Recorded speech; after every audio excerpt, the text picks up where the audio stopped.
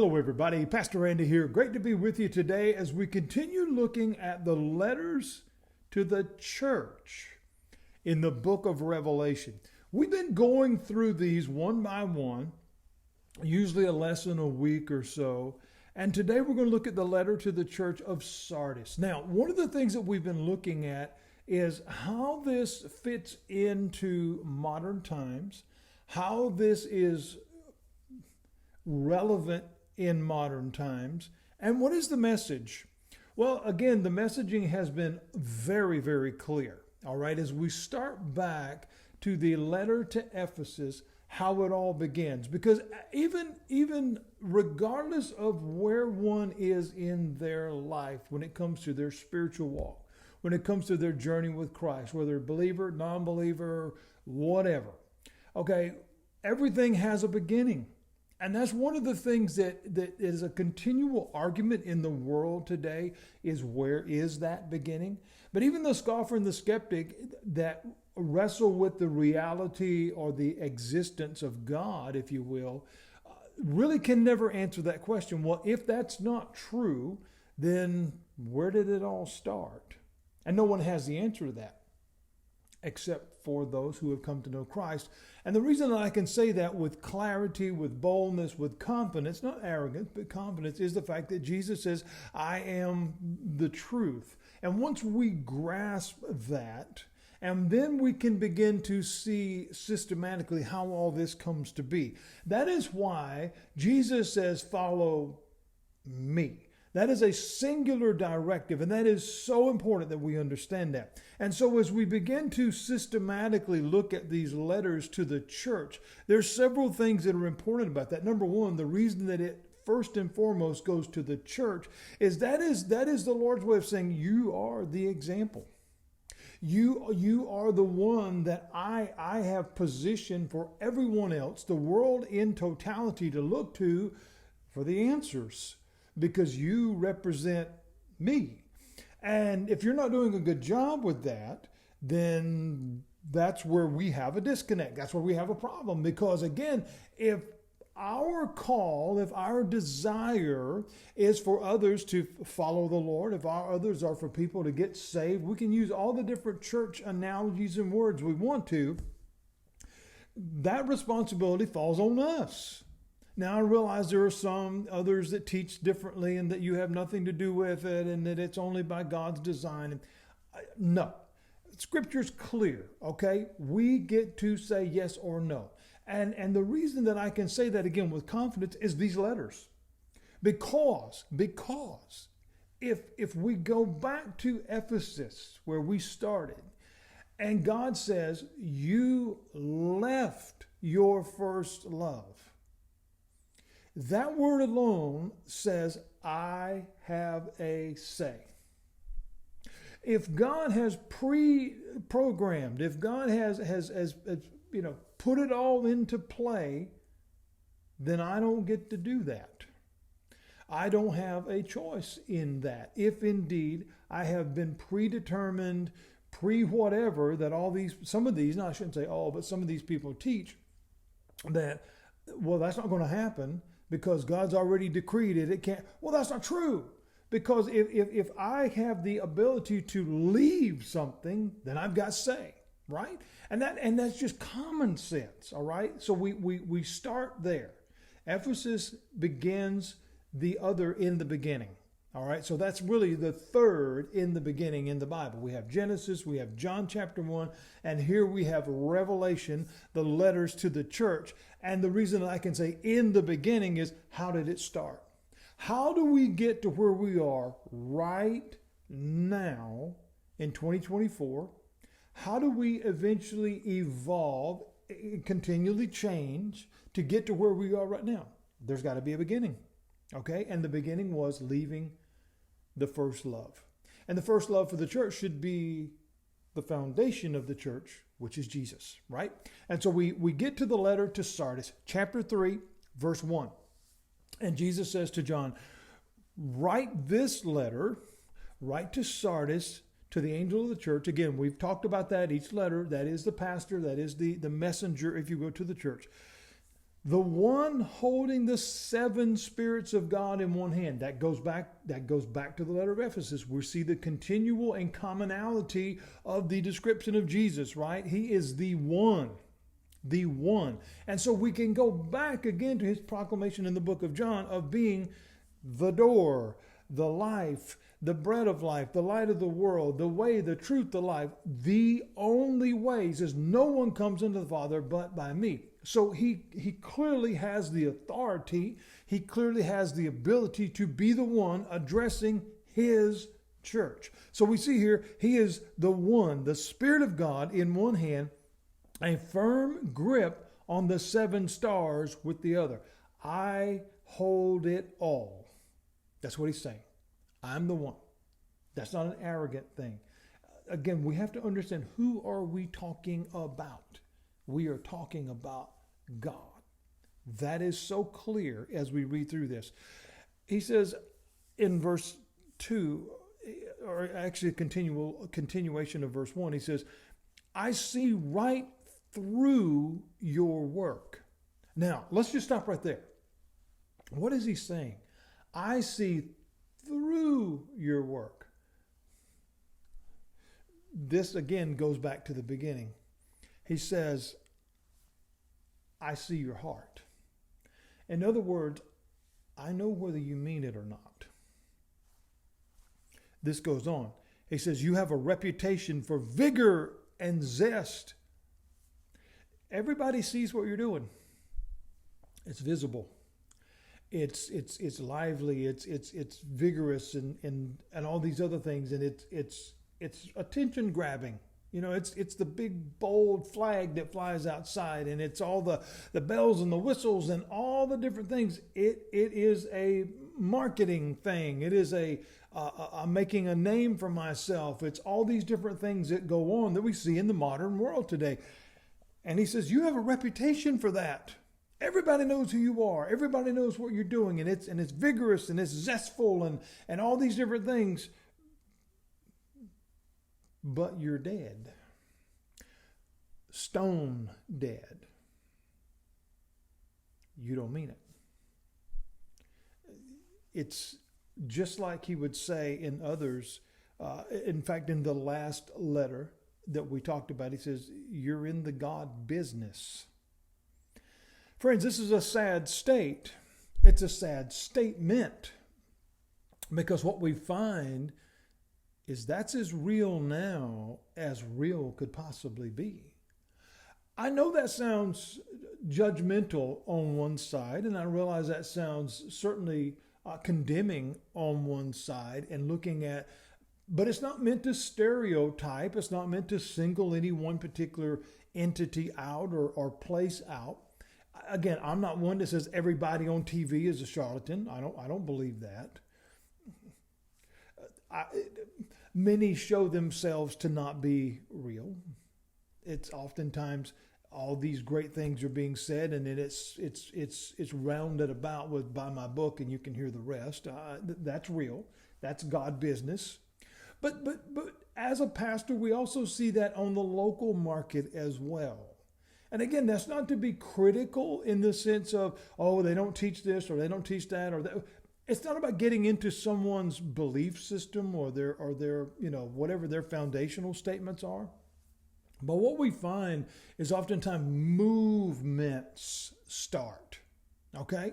And again, oftentimes one of the things that I think that's important in this study is to just say things that need to be said. And again, it's not to be critical, and it's certainly not to be shock value. But I'll give you an example. Probably 20 years ago, I guess it's been that long. I know it's been at least that long, maybe a little bit longer. Purpose-driven life came out.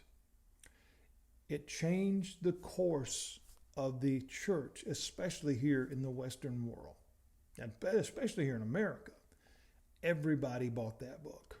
Every church bought the study. Every church bought it hook, line, and sinker without ever really looking about what it was all about. Were there good things in there? Were there true statements in there? Certainly. But it was an agenda. And again, I don't say that to be critical, but you got to understand the things behind stuff. Here he says, you've got a reputation for vigor. You're all out there, man. You're in front of it. You got a reputation for zest. Everybody sees it, man. Your zeal is absolutely noticeable. Everybody can see it. It's not a question. But you're dead. Stone dead. Your heart's not in it. It's a business. It's how do I become notable? Because it's not about me. It's about him. The church is founded on him. And so here's the thing. When we lose our way, when we leave that first love, then our foundational documents, our statements, our belief systems, our everything is no longer resting on the foundation, but rather the one that is getting all the attention. That's what he's saying here, is we have to go back to the beginning. We have to go back to the letter to Ephesus, is you've left your first love. And if you don't come back, and again, we get back to that, you have a say. You have a choice. Here we see in just this very first verse of chapter 3, you've got the reputation. You're doing the work. Everybody can see it, okay? And you're drawing them in by the masses on Sunday morning and all the other things that you're doing, but it's not real. It's not real. We live in a great world of deception today. I mean, the majority of what we see, especially what is shown to us, it's not real. Okay? I was in and out and involved in the professional wrestling world for a very long time. Okay, both as actually in the industry and certainly as a fan for a long time. It's not real. Okay, the brutality, the punishment to the body, that's very real. I suffer from that today because of injuries. But the show, the story, the all, it's not real. Okay, and that's not to be an exposer of anything, but we all know that. That's not a new revelation. A lot of the things that we see today that are perceived to be real, reality TV, the news, all this, it's not real because it's filled with deception.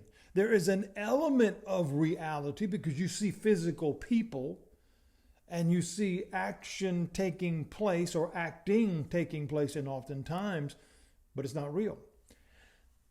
Jesus here is saying very, very clearly the church has become non-exempt from that because oftentimes what you see is a show. And why? And that sounds awful, but we have to go back to Ephesus. He said, you've left your first love. And so if I'm not there, you can't see me. Does that make sense? This is what he's saying here. He says, I see right through your work. You've got the reputation for vigor and zeal, but you're dead. Your heart is what he's speaking of. It's not filled with me. The reasons you're doing this is not because of me. It's now become because of you. And the more popular that you can get, or the more books you can sell, or the more CDs or DVDs or whatever that you can sell, the more people that you can get in, and the more resources and funding that you get in. We can get into all of that as to how that lines up biblically. Others teach differently. We all fall in the different categories. But if we go back to what Jesus is saying, he provides for everything that we need. We don't have to beg anybody for anything. And so we find clarity in this beautiful letter. So he says in verse 2, up on your feet, take a deep breath. So he's saying, all right, let's take a pause. I'm telling you, I know. But I'm also telling you, we can make this right. We can fix this. Get up. Let's take a deep breath. Maybe there's life in you yet. So there's still hope. I'm not giving up on you. So although I know what you're doing and I know who you are and I know everything about you, because again, we know that God knows all things, right? He's saying maybe there's still a chance. Not because I'm giving up on you, but I'm going to give you the chance to respond to the truth. Now, what you do with it, that's on you. But I'm letting you know that I know. That's important. But I wouldn't know it by looking at your busy work. I'm looking at what you're doing, but it's what you're doing. It's not for me. It's for you. Friends, this is a powerful letter that is so relevant right now. It's unbelievable. He says, up on your feet, take a deep breath. Maybe there's life in you yet, but I wouldn't know it by looking at your busy work. Nothing of God's work has been completed. So that's what's on the marquee. That's what's on the sign. That's what's on all the printed material. But it's not real. This is harsh. Okay? Not because it's ugly in the wording, not because it's vulgar or anything like that, because it's true. And if we begin to, as we go back to verse 1, I see right through it. If we begin to look at this through the realistic lens of what Jesus is saying here, we can see it too.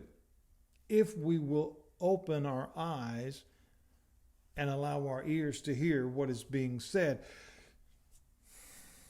He said, your condition is desperate. Okay, when something is desperate, it's holding on out of desperation, as if I don't know if I'm going to make it. I am desperate. And when one is desperate, they often do desperate things, which sometimes are not good things. Sometimes are not helpful things, because it's an act of desperation. Therefore, I'll take anything. I'll do anything. And oftentimes in our world today, we hear that phrase, I'll do anything for that. Who else hears that? The enemy himself. Really? Let's see just how much you mean that. I once had someone tell me, whatever it takes to fill our auditorium, that's what we'll do. Here we read that. Here we find this relevant in 2024 to the church. We're not talking about the world here. Jesus is talking to his church. So he says, your condition is desperate.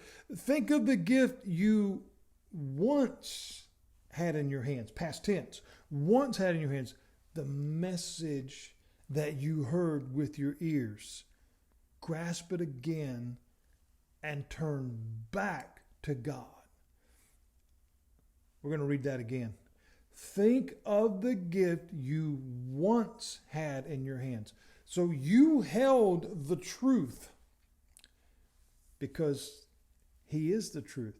And he said, I gave that to you. That's yours. I gave that to you. You held the message in your hands. You heard it with your ears. It's never been held back from you. It's never been. I heard someone teaching recently that says God intentionally blinds people and deafens people to his word because he doesn't want them to be saved. Friends, that's blasphemy. Because the message here is very, very clear. God says, I desire that none should perish. And if that is true, if that is the desire of God, but yet still he makes you not be able to hear it, then God contradicts himself. And we know that that's not true. So those type of things, I encourage you, don't listen to that stuff. And I don't say that because I think I'm the only one that's right. I don't say that at all, because that would be arrogant and prideful, and God does not go along with that either. But think about what he's saying here. Listen to these words.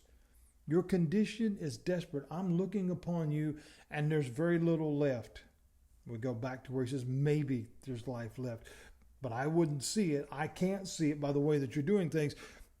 Think of what you had. You had the truth. You had me. But if we go back to Ephesus, you left me. And so far we see no one's come back.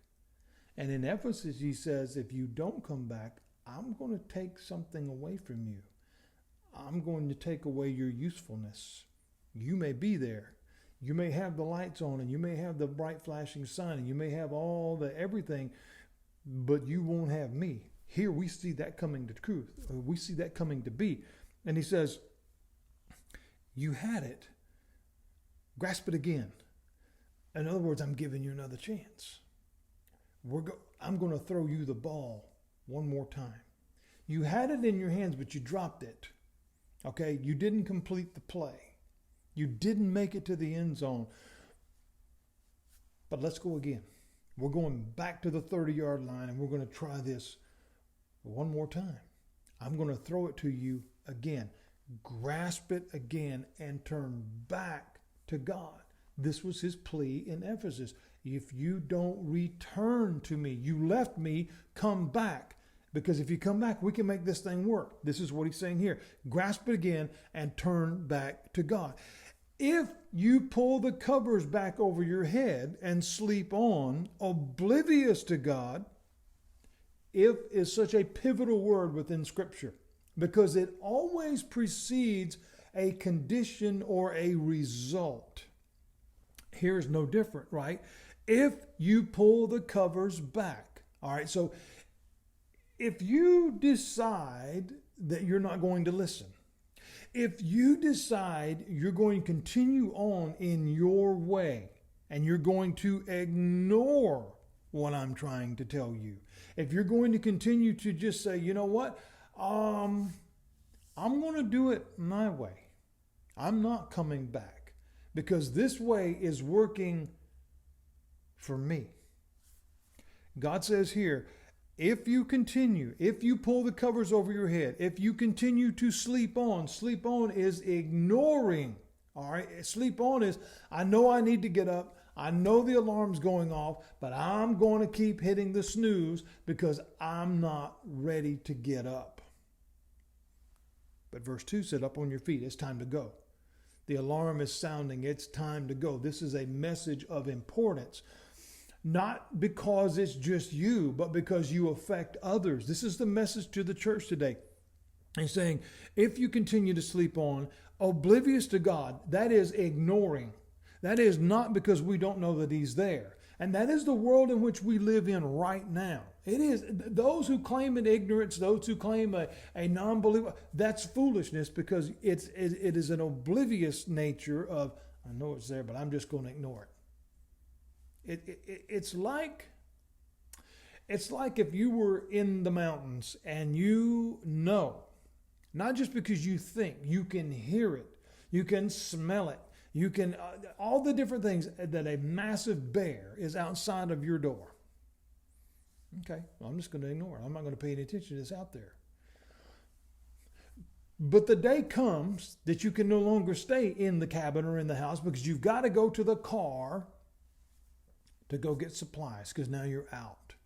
Eventually, you're going to come to the reality that that bear is not only there, it didn't go away, and it's waiting on you on the other side of that door. So you can try to be oblivious to it. I'm going to ignore it for as long as you want to, but there will come a day you will face that bear. This is exactly what God is saying here.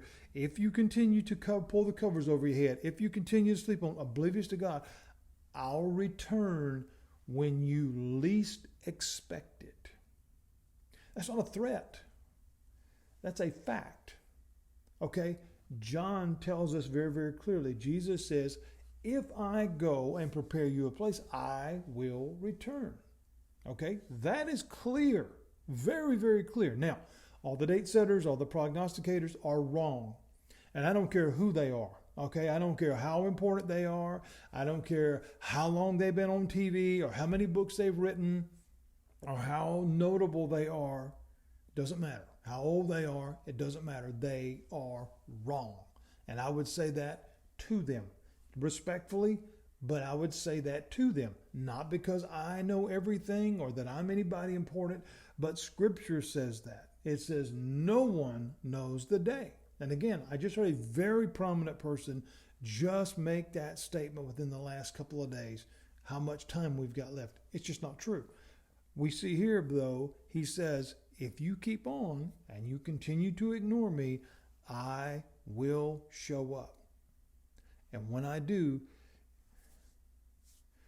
you won't be ready. Because we go back to you'll be busy. You'll be about the busy work. Your busy work, not mine. because you've forgotten me. You've left me. You've gotten so enamored with you and building your kingdom, you've forgotten you represent my kingdom. Friends, this is incredible when we begin to look at it this way. So we see here it says, I'll return when you least expect it and break into your life like a thief in the night. There's other parts of earlier scriptures here in the Gospels that talk about the return of Christ being like a thief in the night. What is that speaking of? Okay, maybe not everyone gets this for clarity, but I served for 13 years in law enforcement, all right? The thief, and I can assure you of this because I have worked a multitude of break-ins, thieveries, and all these other things. They don't announce their arrival, okay? They don't call you and say, hey, about 2 o'clock in the morning, I'm going to stop by and pick up a few things. Just letting you know I'm coming by. No, that's not how that works, okay? The thief in the night plans, they scheme, they determine, they give it some thought before they go do it, right? Of where's the target, how easy is it to get in, and even more so, how easy is it to get out? What am I preparing myself for as I enter this property that I don't have any reason to go in because it's not mine, but I'm going to go in there, retrieve and take things that are there, whatever they may be. Am I prepared to do whatever is necessary when I get there? Am I going to be confronted by the homeowner? Whatever. We could go on and on with the criminal scenario. Why this is important about the thief in the night, it's not about Jesus coming in and stealing something, all right? It's about him saying, when I show up, you won't be ready. If you're asleep this morning, whenever you hear this or any other time, 2 o'clock in the afternoon, 3 o'clock in the morning, it doesn't matter. If you are within the confines of your home, captured by whatever it is that you're doing, okay? And it could be watching TV, it could be cooking dinner, it could be taking a nap or dead asleep. You're not prepared for an intruder to come into your home and confront you. You're not prepared for that because it wasn't on your mind, okay? So we're not talking about a physical confrontation as far as a fighting or fighting back or fighting for your life or whatever, as much as not being prepared for that one that showed up that you didn't know was coming. But Jesus did tell us he was coming, and he's saying it here again. And when I come, you won't be ready because you were too busy worried about you. Are we supposed to just ignore ourselves? No. Are we supposed to just be completely oblivious to who we are? No. But we need to be mindful of who we are, and this is why he's talking to the church. We are his. Therefore, we are to be about his work. And what is that? Showing other people Christ. This is why he brings it back around in verse 4. You still have a few followers of Jesus in Sardis who haven't ruined themselves. So there's still a few. And friends, if there's a remnant, if there's still a few, then there's still life. If there's still breath in this old body, there's still life. If there's still a beat in this old heart, there's still life. Therefore, we go after it. We pursue it. We engage it. We do everything we can to keep it sustained and keep it going. He says, you've still got a few who haven't ruined themselves, wallowing in the muck of the world's ways. Friends, we have seen, and we're looking at specifically at the church, we have seen the splintering of the church over the last 4 years. 4 years, okay? Not just the last 50 years, all right? The last 4 years, in particular because of politics. Politics. The world's ways. Who's going to be in charge? Who's going to do us right? Who's going to do us wrong? Who's lying? Who's cheating? Who's stealing? They all are. They all are. Because that's how people get in power.